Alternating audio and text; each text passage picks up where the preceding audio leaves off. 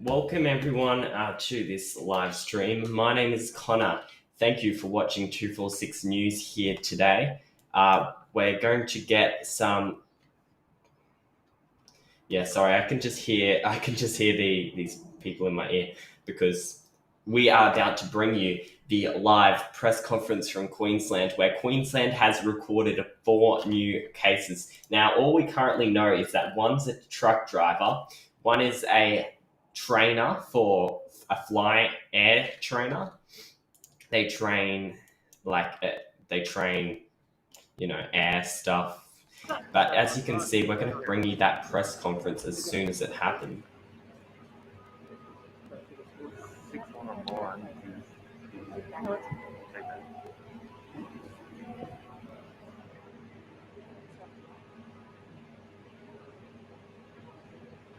Oh, sorry, I realized no audio. Okay, there we go. All right, so we know that. All right, sorry, let me start again. So this down here is the press conference. We're going to bring it to you in just a minute. But first, I'd like to tell you there is 4 new community cases in Queensland. We know one is a flight trainer, and another one is the flight trainer's wife, and then we have a truck driver also positive to the virus in Queensland. Now we're going to bring that press conference to you as soon as it happens. We heard about these cases through the earlier press conference this morning with the Premier was live in the Sunshine Coast. But we're going to bring that to you now soon when Dr. Young we're expecting her. Yep, you're there. She is there. All right, let's hand it over.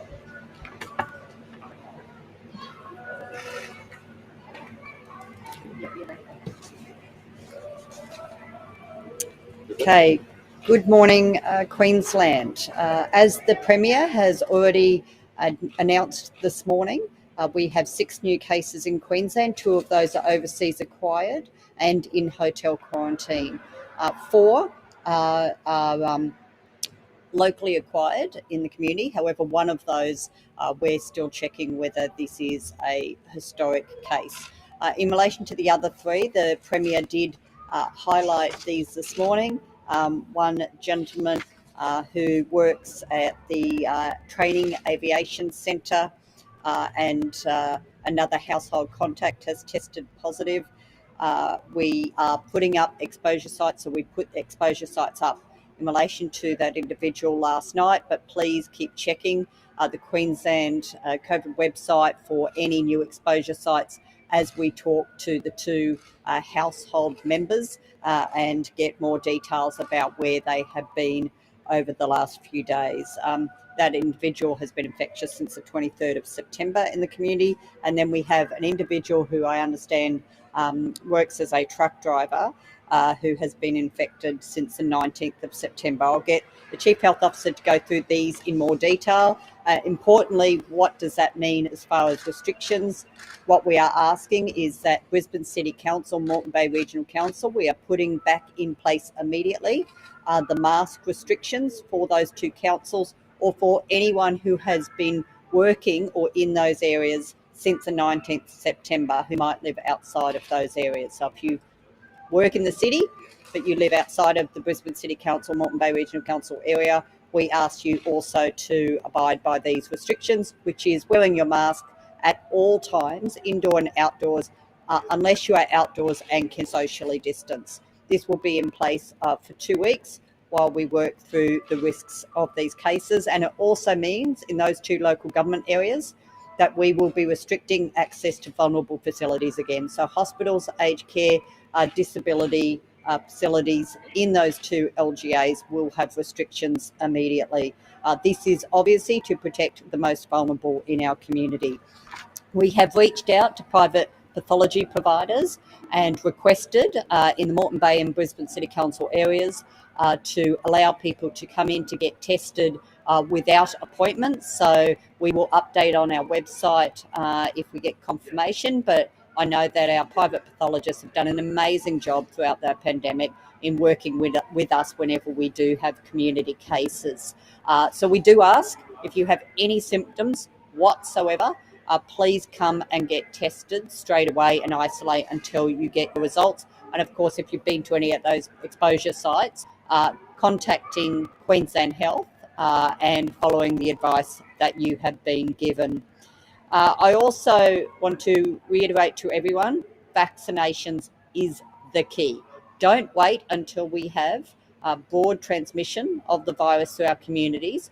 Now is the time to come out and get vaccinated, and we want people getting vaccinated as quickly as possible. We have now Moderna being offered in our community pharmacies. We have Pfizer being offered at our GPs and medical centres, as well as at the Queensland Health Fund community vaccination hubs. So, and there's AstraZeneca, of course, also at all of those sites. So there is plenty of options. There is no reason not to be getting vaccinated now. If you are 12 or older, come forward and get vaccinated as soon as possible. And I can announce that Boondall Vaccination Centre will accept walk-ins, full walk-ins, bookings not required at all from today.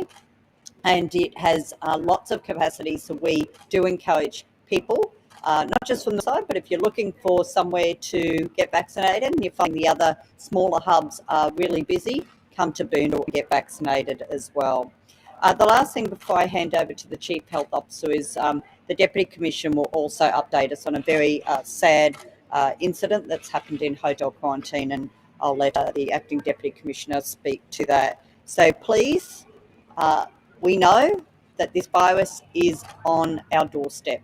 Don't wait, go get vaccinated, and please come out and get tested if you have any symptoms whatsoever, whether you are vaccinated or not. If you have symptoms, please come forward and get tested.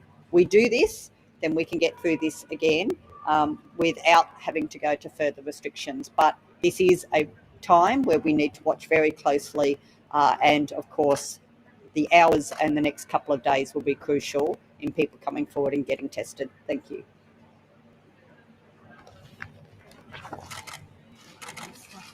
So 4 new community cases overnight.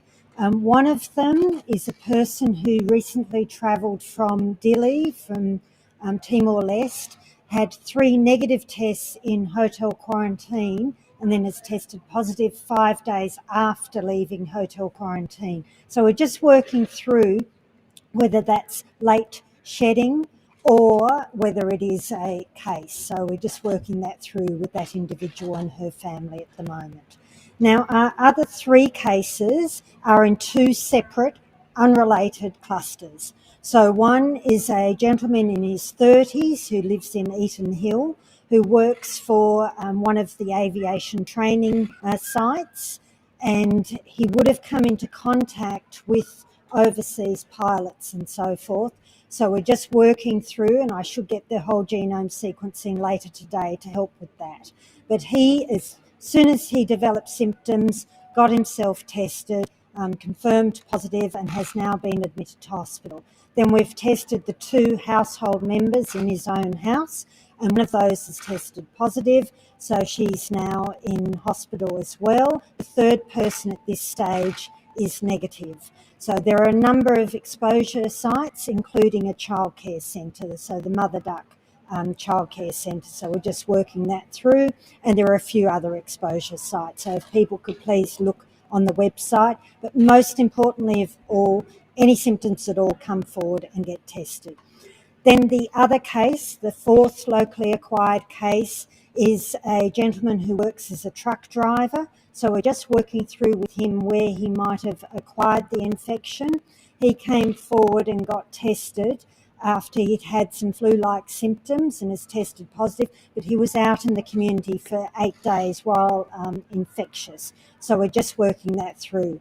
Now, he stayed at 3 different places, 2 hotels in Spring Hill and a boarding house in Stevens Road in South Brisbane. So we're working through with the managers of those 3 facilities as to who else was in those accommodation venues while he was there, and organising quarantine for all of those people.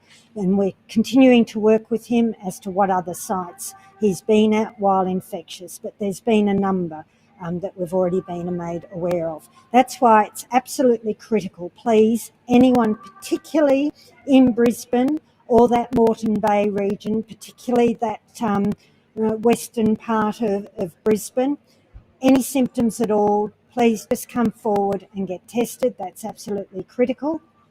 And then the other thing I need everyone to do is immediately, if you haven't got vaccinated yet, today is the day to come out and get vaccinated. We know that it takes a while to get full immunity, but even with the very first dose, you get some immunity, second dose more, and then 2 weeks after that second dose, you get your maximum immunity from the vaccine. So it's really, really important. We don't know where our next case is going to come from. It could come at any time. So don't wait for an outbreak. Come forward wherever you are in the state of Queensland and get vaccinated if you're 12 years of age or older. It's absolutely critical. I can't overemphasise how critical it is to just get vaccinated. And thank you to those many, we're well over 1.9 million Queenslanders who've had 2 doses of the vaccine. So that's fantastic. We just need all Queenslanders 12 years and over to come forward and get vaccinated. And we've got so many sites.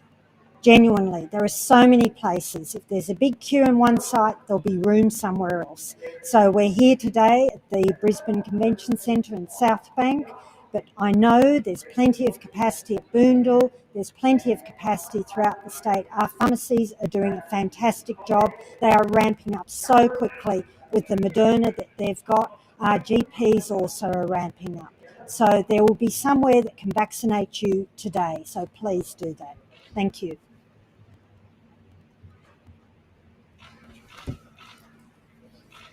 Good morning. Unfortunately, today I can advise and confirm that tragically overnight, a male person in his 50s was found passed away in one of our quarantine hotels. I'm not able to go into any more detail. What I will say is that matter's under investigation by police, and it will be referred to the coroner following that investigation, and we're engaging with the coroner at the moment. I would like to acknowledge the response of the police, our health staff, and our other agencies and hotel staff that are working at the hotel, their response to that tragic matter. Unfortunately, I can't comment any further on that. Not at this stage. It's all under investigation, and it will go to the coroner, and we're engaging with the coroner at the moment. I'm not prepared to discuss any of the details on that. No, he was a local, an Australian citizen. Thank you. What's your level of concern for this cases?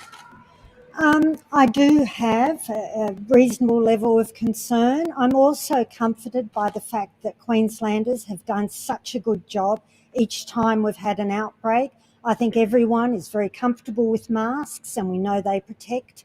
And I'm also comfortable with the amount of testing that's happening. And I know now that we've had this announcement that the amount of testing will significantly increase. So as long as we all do that we wear masks, that we maintain social distancing, and we get tested, then of course we've got the added benefit. Every single day we are seeing the numbers of people who are vaccinated going up. So all of those things mean that we can try and manage an outbreak like these 2 new ones in a different way. But we'll be keeping a very, very close eye on what happens over the next 24, 48 hours to see if we need additional restrictions. As always, we are putting in place systems to protect the most vulnerable. So that's those people in aged care, disability care, in our hospitals and in our prisons. So we've already got that in place. Plus we've ramped up the use of PPE in our hospitals and facilities in both that Brisbane LGA and the Moreton Bay LGA. But we'll just have to see what happens over the next 48 hours. Would you consider a lockdown Of course, I always consider a lockdown, and then I work through what we need to do. At this stage, I do not think a lockdown is warranted. That could change, but I'm really very comforted by the fact that people do know how to respond and respond very, very quickly. We've seen that for the last few outbreaks. Do you have any concerns about the NRL Grand Final on Sunday? Not today, and we'll just see what happens over the next few days. What might change? If we start to see large numbers of cases due to any of these two outbreaks that we've got now starting. Is there a deadline on when you make a decision about the NRL final? The morning of the NRL. Sorry, what? I will review this every single day, and I will take the most up-to-date information. And can I just ask, were any of these people, especially the trucking, at either River Fire or the football finals last weekend? We've asked that question, and at this stage I've been told they weren't, but also we'll just go back and confirm all of that. And what happens to the guests at here at South Brisbane and also the two at Spring Hill? Yes, so we're looking at the facility Adelong as a guest house at South Brisbane. We're looking at whether it might be best for those people to go into hotel quarantine because there's a lot of shared facilities, a lot of shared bathrooms, shared kitchen, a lot of shared facilities. So we're just working that through with the manager and the guests at the moment. Sorry? Is the truck in New South Wales? He has been in New South Wales. We're getting that confirmed at the moment. When he was last in New South Wales, I don't have that yet. Yes, he's been 8 days infectious. Remembering you're infectious before you actually get symptoms. I would imagine it's quite a lot of exposure sites. Yes, yes. So that's what we're working through at the moment.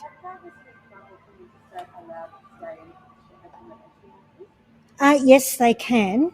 But I just actually have to confirm whether or not he's been in New South Wales in the recent past. I don't have that confirmation yet.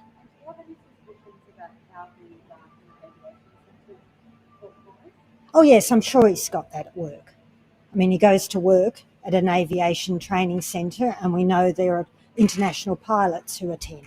Have the truckie been vaccinated? No. Does the Rockley exposure side relate to the truck driver? No, that relates to the other cases. I've got to wait for whole genome sequencing, but it's the most likely variant because we've seen very few other variants in recent times. Yes, we're going back to the setting we had prior to the current setting. So on Friday, we removed mask wearing once you were seated.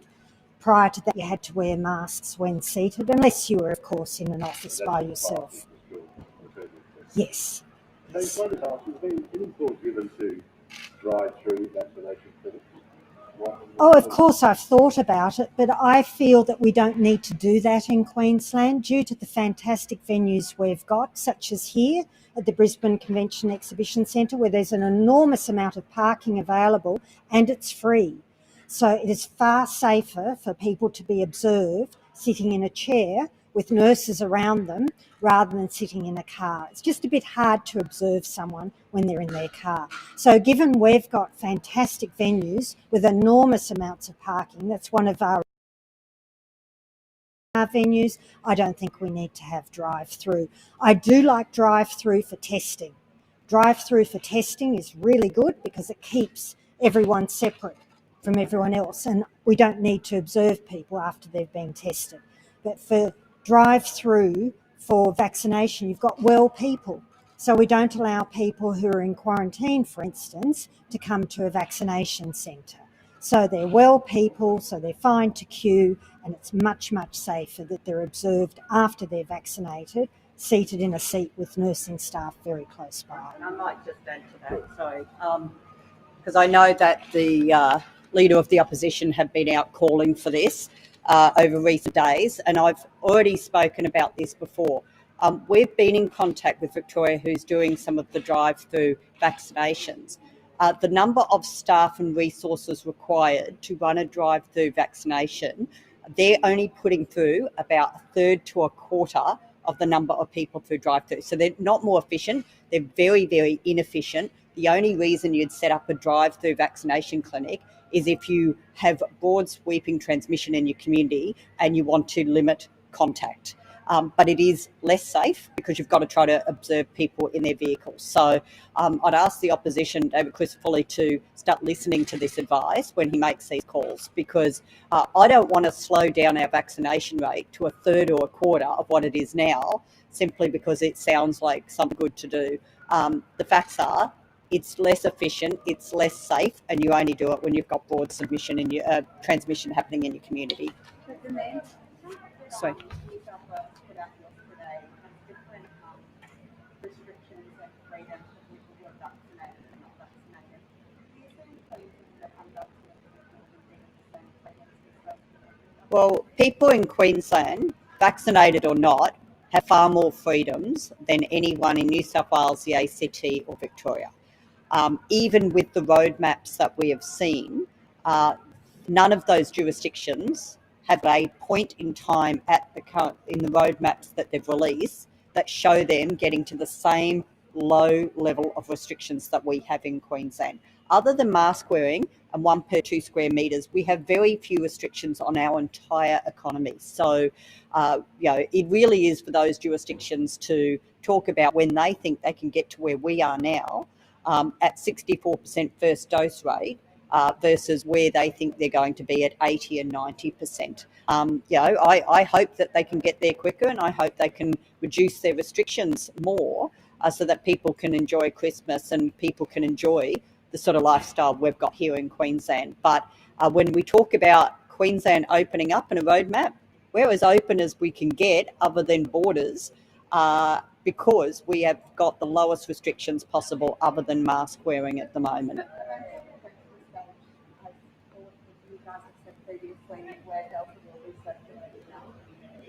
At that stage, will unvaccinated people still be able to have the same freedoms as those? Look, all these things are being worked through with National Cabinet, but look, we are putting in some pretty tough measures at the moment. We've got the mandatory vaccination in aged care. We've mandated vaccinations for all of the police service. We've mandated vaccinations for every health worker that steps foot in a hospital environment or aged care facilities. So, these are big moves for us to do this. But having said that, if you're a health worker now, you have to have a flu shot. There's a number of health workers who already have to have a range of immunisations to be able to work in our hospitals. So this is important to keep our health workforce safe, but also to protect every patient and every visitor that comes into those facilities. But National Cabinet will work on it. Sorry, just on the freight industry. Yes. Previously we've had discussions about the state looking at rapid testing capabilities on the borders. Is that something that's being kind of put forward further now that we're rolling out this vaccination? Yeah, look, we continue to look at all those options. We will take the advice of the Chief Health Officer on whether we take up any other type of testing. What we would want to be satisfied, though, is that the testing is accurate. So what we saw overseas is they were using some forms of rapid testing that was far less accurate. Now, why would you do that if it risks people giving a false hope that they're negative when in fact they may be a positive case, when we have an amazing testing system already in this country? So we just need to make sure that anything we move to, and of course this will, I have no doubt, be discussed AHPPC and also National Cabinet, that we can have confidence that the results people are getting are accurate and they can rely on those results. Sorry. The border bubble, is there any consideration to reinstating the border bubble given the lockdowns and the environment that's still unbalanced? Once New South Wales announces changes, we then immediately review that, and when it's appropriate for us, put them in place. And we're looking at 2 outlets at the moment. Yes. So, and then there's a household contact as well. Is that person related to? Yeah, so we have the aviation training worker and his wife is positive. Their child at this stage is negative, so that's one outbreak, and then the second outbreak is the truck driver. Are you waiting to see updated Doherty models at all? We have seen some preliminary information from Doherty, which I understand will go to National Cabinet. And I guess what are they looking to see to make a decision around the reopening?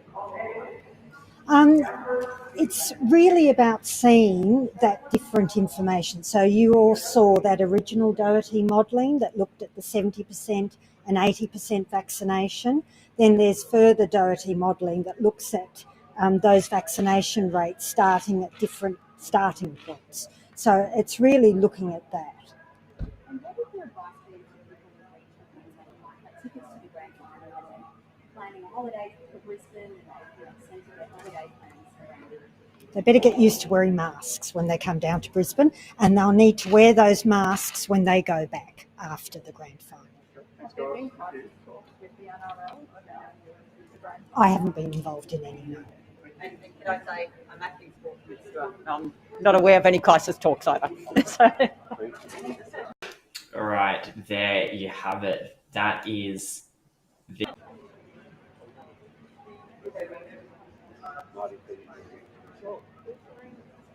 So there you have it, guys. That is the COVID-19 press conference brought to you there by the Queensland government.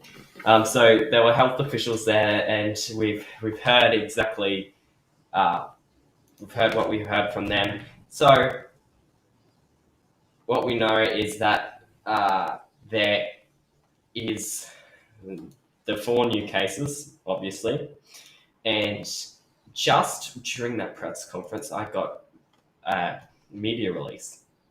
And it says that vaccinations will soon be mandatory for truck drivers entering Queensland. Mandatory. Truck drivers need to take the vaccine before entering Queensland. Now, they say, okay, if you want to have your holiday in Queensland, you better get used to wearing masks. If you're having a holiday in Brisbane, SEQ, you've got to wear masks when you go back, especially after the grand final. Now, obviously, there's no new restrictions in Queensland over that 4 cases, except the mask wearing requirements for. So currently in the whole of Southeast Queensland, we have some mask wearing requirements. Those requirements are you must wear a mask when you're indoors and outdoors when you can't social distance. Now, that included teachers when they were teaching and school students. And like when you're indoors, so that includes a cinema, or when you're sitting down, you still have to wear a mask, except for when eating or when you're sitting down in a sports stadium. So they've just bring in that rule for Brisbane, and some surrounding LGAs, that you actually have to continue to be wearing a mask when you're seated. So obviously, except for when you're eating, you can still wear a mask when you can still wear a mask. So you have to wear a mask when you're seated, like in a cinema, or teachers when they're teaching. So that is what it is there. So here's and then I just got this media release that is truck drivers now have to be vaccinated to enter Queensland. So I bet there will be some rallies over that and some protests. But now to what is New South Wales, where they're doing a lot better than us in terms of reopening. Now, have a look at the freedoms that they're going to be offering. In New South Wales, they at 80% vaccinations, they will offer 10 visitors to a home, 20 people gatherings outdoors in parks, 500 people at ticketed events, and community sports will return. At 80%, 1 person per 4 square meters in retail and personal, such as haircuts, and 1 person per 4 square meters in gyms, and 20 people per class.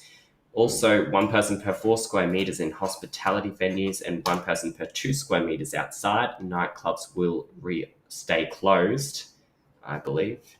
Yep. 1 person per 4 square meters in stadiums with 4,000 person cap, 1 person per 4 square meters uncapped, and 1 person per 4 square meters at weddings and funerals, and anyone allowed in places of worship and churches. Travel is allowed across the whole of New South Wales, including the unvaccinated in churches. Masks are mandatory except for people over 12. And as you can see, that's because the New South Wales is decreasing their cases there. So New South Wales is doing, now as you heard the Chief Health Minister say, Queensland is doing great in terms of restrictions. All they've got is masks and indoors, but the borders are closed. The borders are closed. You've got to be vaccinated to enter. There is not, we're not open. We're not open. I'm sorry. We are not open. Queensland is not an open state. Because the borders are shut. That's why. Not just international, state borders are shut as well. Thank you for watching 246 News. I am Connor. Thanks for watching.